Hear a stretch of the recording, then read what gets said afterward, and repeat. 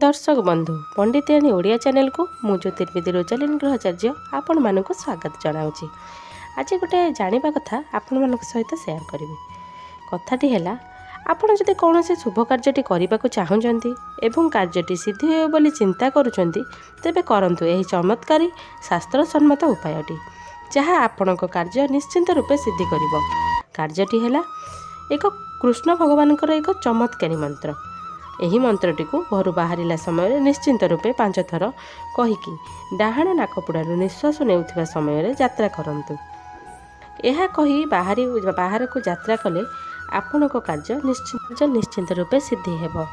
मंत्रटी है ओं क्लीं कृष्णाय नम वामनाय नम साधवाय नम जादवाय नम मम यात्रा शुभ कुरु कुरु स्वाहा।